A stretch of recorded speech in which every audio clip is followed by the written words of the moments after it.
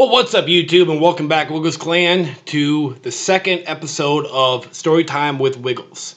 Yeah, like the title suggests, I'm really shocked that I have yet to be fired, because this is now the second fire that I've been involved with at work. The first time, I did not cause it. It was a loader fire. I think I remember talking about it a little bit on one of my reactions beforehand. But the air filter in the front end loader had caught fire, and again, my quick reaction with the fire extinguisher is save the loader, because the flames were already over the top of the loader by the time I was starting to put it out. Yesterday, I was running a small resaw. It's a large bandsaw that cuts logs into lumber. I had an oversized log. The blade got stuck in the saw. I had to cut the band out, so I used a metal grinding wheel. When I cut one side of the band, because the band has two sides that goes in and out of the log, I cut one of them off. Sparks flew down beneath the saw and started a fire. Now, before, just to kind of inform you, we use diesel fuel as a coolant for the blade, for the saw blade. So everything underneath the saw is completely showered in diesel fuel and sawdust mix. Plus, we have leaking hydraulics, so hydraulic fluid is added to that. Now, this is probably the 200th, 300th blade I've personally cut out of this saw. It happens all the time. Same thing that we just did, except for today, or yesterday I should say, when I cut the band, sparks had actually started a small fire directly beneath the saw. Now, the saw holds a container of, I think it's got a maximum of 15-gallon capacity, and usually we have anywhere from 5 to 8 gallons of diesel fuel in the saw at any time. Plus, on the floor underneath the saw, the entire system is fed off of one hydraulic pump, and it's, I think, anywhere from 70 to 100 gallons. Usually in the tank itself, 50 to 60 gallons at a time. Well, this fire burned through one of the air hoses, spraying flames up towards the saw. It ended up catching the entire coolant system, the entire fuel system of the saw, on fire. When I first noticed the small flame, I was up top by the saw. I immediately ran underneath the log, over a guardrail, ran down a flight of stairs, turned a corner, went to go find the garden hose. By that time, the flame had already started to expand because it already melted through the air hose. So now flames were shooting up towards my coworker Brandon, who was standing up top. After I noticed that the hose was not hooked up, I knew I had no time to do it. So I looked around, and by the grace of God, there was a fire extinguisher sitting at my left-hand foot. I picked that up. By the time I turned the corner, there was a flash of fire. And it looked like if you have ever taken a grease fire and put it underneath a sink of water, imagine that, and then adding compressed air shooting straight down onto it and spreading it everywhere. It kind of looked like an entire umbrella of flames coming towards me. Now, I'm off to the side. At this very moment, my coworker is now diving underneath the log to get out of the area that I had already peeled out of and went to go put out the fire. As he was crawling underneath the log is when everything erupted, and there was actually a 15-foot fireball that engulfed his face and his hand. So all I know at this point is a huge flash of flame.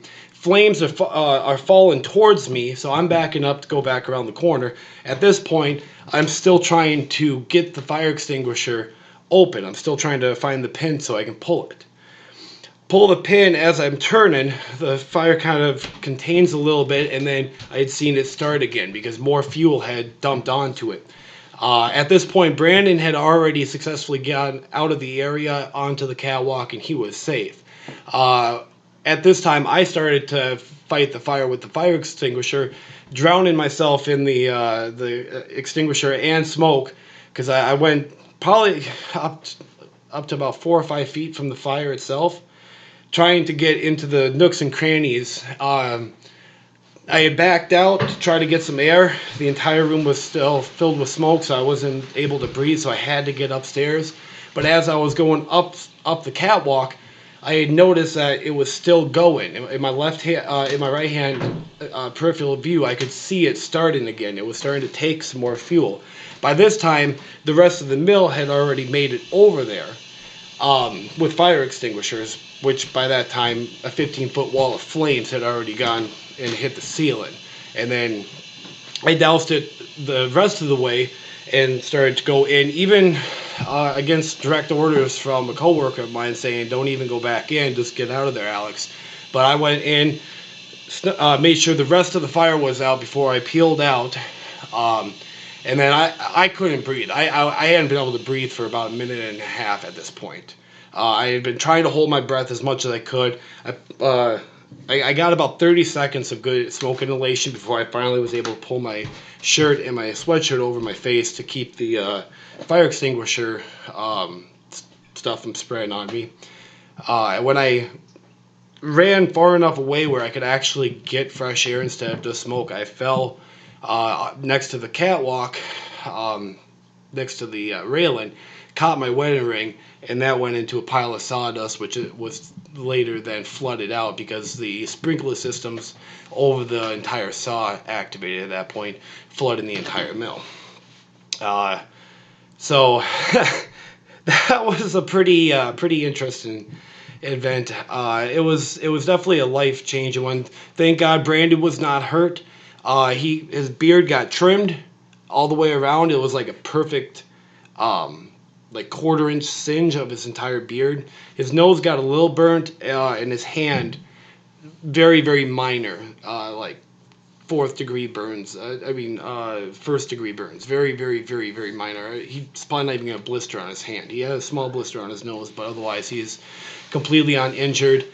When I was running up and down the stairs, I ended up reopening that, so that opened up deeper and is now infected. But otherwise, nobody got hurt, and I ended up receiving a write-up for not following Hot Works procedure, safety procedure, which, in my defense, this is exactly the same procedure that I followed 200 times beforehand, and all the other operators, which there's 3 of them, who have done the same exact thing the same exact way. I did talk to my manager about seeing if the owner would allow us to use a different coolant other than diesel fuel in the saw, but otherwise we now have a pair of tin snips so that there's no sparks being made when we cut out a band if it gets stuck in the log.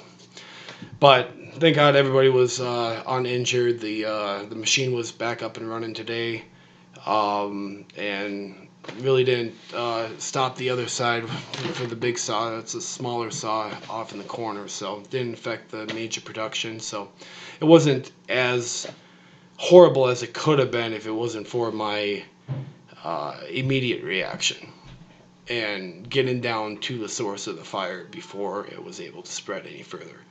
Because pretty much everybody has told me, including the manager himself, if it would have been another 35 to 45 seconds of that flame taking hold, we all would have had to bail out, and the fire department would have had to put that out. One fire extinguisher almost didn't put it out. And in fact, if it would have taken until Bill and the rest of my coworkers would have showed up, the entire mill very well could have gone up. It was a very, very scary situation. It was a very close call, and I'm just thankful that everything was okay.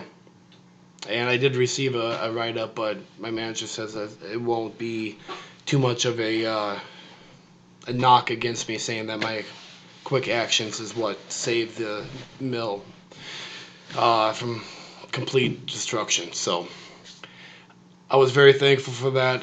Yeah, that was pretty big. Anyway, that's what I wanted to share. That's my story.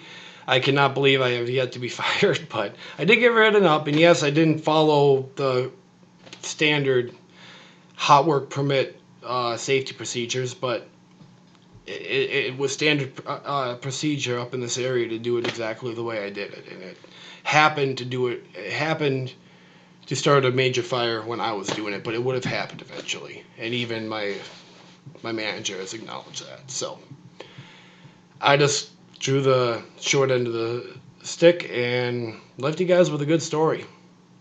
I appreciate you guys listening. We are doing Home Free after this. I haven't decided which one yet. It's your boy Wiggles. I'll see you on the next one.